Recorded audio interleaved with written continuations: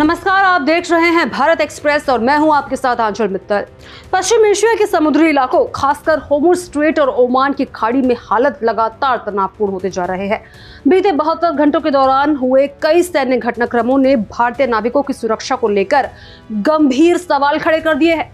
इन घटनाओं में भारतीय नागरिकों की जान जाने की खबर ने चिंता को और बढ़ा दिया है। रिपोर्ट्स के मुताबिक अमेरिका और ईरान के बीच बढ़ते तनाव का असर अब अंतर्राष्ट्रीय समुद्री मार्गों पर भी साफ दिखाई दे रहा है। दुनिया के सबसे व्यस्त तेल परिवहन मार्गों में शामिल होर्मुज़ स्ट्रेट इस समय वैश्विक शक्तियों के टकराव का केंद्र बन चुका है। इसी वजह से यहां से गुजरने वाले व्यापारिक और तेल टैंकरों पर खतरा लगातार बढ़ रहा है।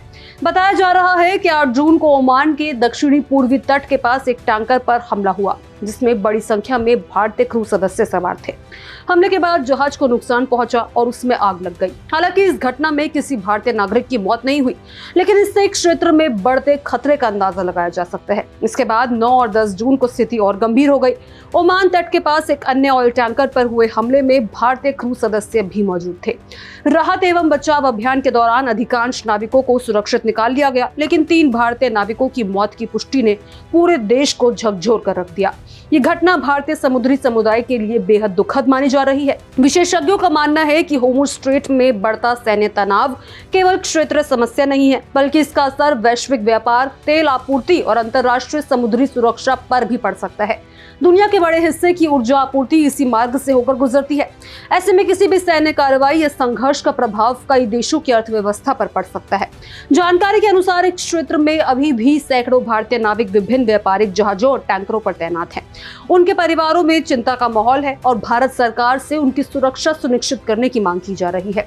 भारतीय दूतावास और संबंधित एजेंसियां लगातार हालात पर नजर बनाए हुए हैं। भारत लंबे समय से पश्चिम एशिया के देशों के साथ मजबूत आर्थिक और सामरिक संबंध रखता है।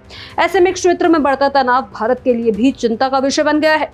विशेषज्ञों का कहना है कि मौजूदा हालात में समुद्री मार्गों की सुरक्षा और भारतीय नागरिकों की सुरक्षा सबसे बड़ी प्राथमिकता होनी चाहिए। फिलहाल पूरी दुनिया की नजर होर्मुज़ स्ट्रेट और ओमान की खाड़ी पर टिकी हुई है।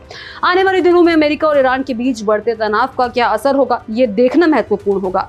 लेकिन इतना तय है कि इस संघर्ष का सबसे बड़ा खामियाजा आम नागरिकों और समुद्री कर्मियों को भुगतना पड़ेगा।